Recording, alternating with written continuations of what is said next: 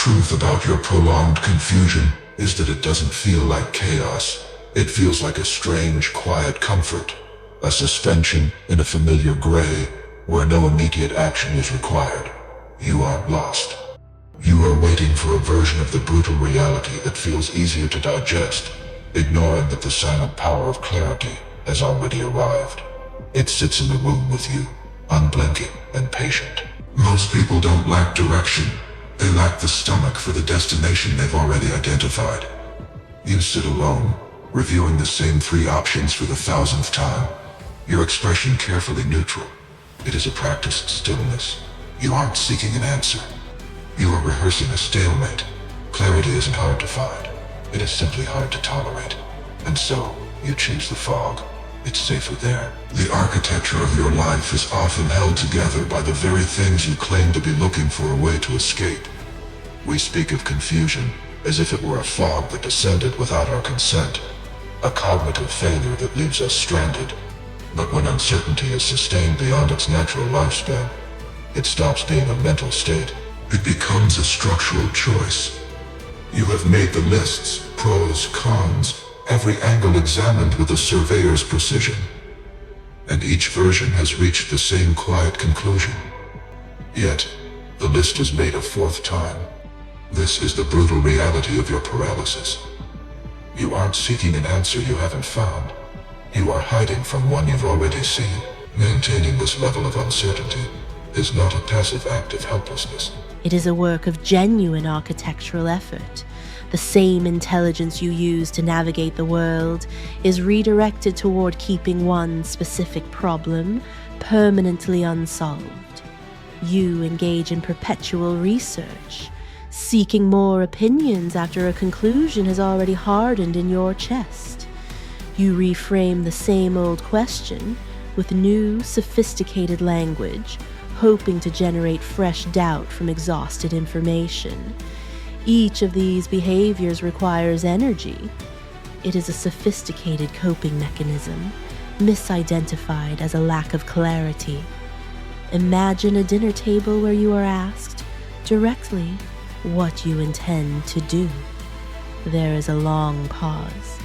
For a fleeting second, the answer is visible in your eyes, clear, sharp, and undeniable. Before your voice softens into the familiar, searching tones of the undecided, everyone at the table accepts the performance. No one mentions the clarity they briefly saw. This is the male mindset at its most guarded, or perhaps simply the human condition in its most defensive posture. You perform a role, the person who doesn't know yet. It is a role that provides a unique kind of protection. To know would be to lose the safety of the hallway. To know would be to become responsible for the movement that follows. The gap between your private knowing and your public performance is where the harsh truth lives. You have at some point received a clear answer from reality, and you immediately began searching for reasons to doubt it. Not because the answer was wrong, because it was right and it was inconvenient. There is a strange, quiet comfort in this state of suspension. It feels almost peaceful, which is the most unsettling observation of all. If your confusion were truly involuntary, it would feel like drowning. Instead, it feels like treading water just long enough for the shore to disappear. You aren't a victim of your uncertainty. You are the architect of it. You are not lost in the woods, you are building a house there. The exhaustion you feel tonight isn't from the search for a way out. It is the weight of what you have been carrying on purpose. You are simply tired of the work it takes to stay this confused. Most people believe their prolonged confusion is a private struggle. But the brutal reality is that uncertainty is often a social currency. You have likely told the story of being at a crossroads for so long that the people around you have simply stopped asking when you intend to choose. That was the moment, though you didn't name it, when the story became permanent. You weren't stuck. You were merely establishing a new set of rules for how others are allowed to perceive you. This is the hidden architecture of the male mindset and the social ecosystems we build to survive our own hesitation. Confusion, when sustained, generates specific and reliable returns. It elicits a unique kind of patience. It delays accountability. It generates a steady stream of sympathy while quietly removing the burden of action from your shoulders. You have, perhaps without realizing it, trained your environment to expect less of you while you figure things out. Consider a room full of friends discussing someone who Still hasn't found his footing. The tone is draped in a soft, structural sympathy. But notice the one person at the edge of the circle who remains quiet. They aren't being cold. They have simply realized that the sympathy in the room is a shared agreement to protect a performance. Everyone has decided, without speaking, that it is easier to pity your confusion than to demand your clarity. This is the silent power of low expectations. It feels like a safety net until you realize it has become your ceiling. The people who love you have lowered the bar so far that you no longer have to jump. You only have to exist within the fog you've created. This isn't a lack of support. It is a form of dark psychology where the social permission to remain stagnant is the most addictive drug in the room. The internal conflict arrives when the sympathy begins to feel like a cage. You realize that the people who truly see you, those who refuse to buy into the crossroads narrative, are often the ones you find most unkind. When someone looks you in the eye and says, "I think you already know," they are not attacking you. They are removing the social permission structure your identity now depends on. They are the only ones treating you like an adult. You have been going through something for so long that the absence of expectation has become the most comfortable part of your life. It is a quiet, shared lie. Your friends have stopped pushing because they've accepted your role as the perennial seeker. And in the silence of that arrangement, you have accepted it too. The shame isn't that you are lost. The shame is how comfortable you've made everyone else feel with the fact that you aren't even looking for the map anymore. The brutal reality of your sustained confusion is that you aren't actually afraid of the unknown.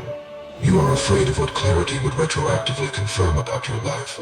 Most people believe they are waiting for a sign, but the harsh truth is that they are waiting for a version of the future that doesn't make their past look like a waste of time. When you finally admit what you want, the fear that arrives isn't about the risk of failure. It is about the verdict that clarity delivers on everything that came before it. To become clear now is to transform "I didn't know" into "I knew, and I didn't act." It renders the years of delay visible as years, not as a process. Your subconscious mind is running a silent temporal accounting, concluding that confusion is a mercy. It is the only thing keeping the judgment of your younger self suspended. You aren't being a coward about what's ahead. You are being protective of the person you were 3 years ago. Consider the specific sensation of the threshold. You open the document you've been building for months, the plan, the outline, the decision framework. You scroll through it slowly. Everything is there. Every answer is present. Then you close it without acting. You open a browser and begin researching again. This isn't because the document was insufficient. It was because finishing it would have meant starting the work. This is the silent power of the sunk cost fallacy applied to identity. The longer the confusion lasts, the higher the psychological cost of resolving it. Resolution forces you to calculate what the delay actually cost you in missed opportunities and unlived days.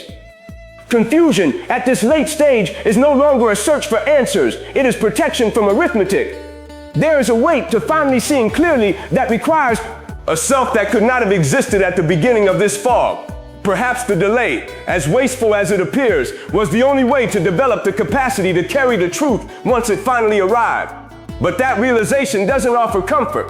It only offers a different kind of gravity. The dark psychology of self-sabotage is most active when you are closest to the exit. You have likely experienced a moment where clarity was almost within reach, and in that exact second, you introduced a new variable or a new question. The timing was not a coincidence. You were introducing a fresh reason to wait because success is more frightening than failure. Failure would forgive your delay. Success would prove the delay was unnecessary. You aren't waiting for the truth to set you free. You are waiting for the truth to stop being so loud. The grief you feel in this moment is not a sign of weakness. It is the first honest thing you've felt in a long time. It suggests that the time you lost actually mattered. and acknowledging that loss is the only way to stop adding to it. The brutal reality of your life isn't found in a dramatic crisis, but in the quiet accumulation of ordinary Tuesdays. You have spent years telling yourself that you are searching for an answer, yet the harsh truth is that you have always known. The confusion was never a search.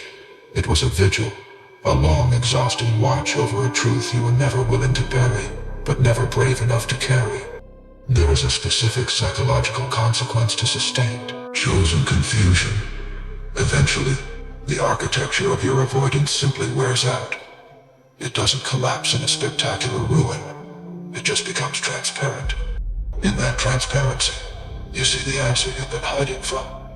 But more than that, you see the entire structure you built to stay blind to it.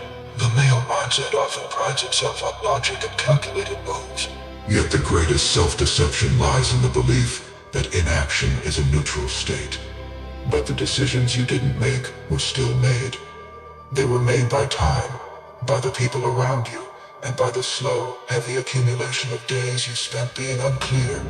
Those default choices shape your world as completely as any conscious decision would have. The only difference is that you didn't sign for them. Consider a person sitting in a parked car on an unremarkable afternoon. No dramatic music plays. No life-altering phone call arrives. They simply stop. In the middle of nothing, the knowing arrives without announcement. Their expression doesn't change, but something behind the eyes shifts. This is the silent power of clarity. It is plain, undeniable, and utterly disorienting in its simplicity. After years of complex avoidance, the truth is just there. This moment creates a confrontation between the character you have been performing, the seeker, the one who is still figuring it out, and the person who has been awake beneath the performance the entire time. These two versions of you have been kept in separate rooms for a long time. Now, they are standing face to face. You have reached this threshold before. There was a specific moment, you know exactly which one, when you reach clarity only to quietly dismantle it within hours and return to the safety of your fog.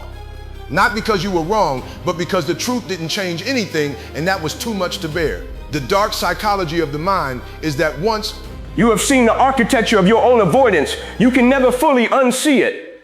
You can try to rebuild the confusion, but it will never again feel genuine. It will be a performance you are too tired to give. You aren't being asked to feel motivated. You are being asked to feel located. For the first time in a long time, you know exactly where you are standing. You aren't lost. You are just finally home, and the house is empty. The room has returned to that same late-night stillness where we began.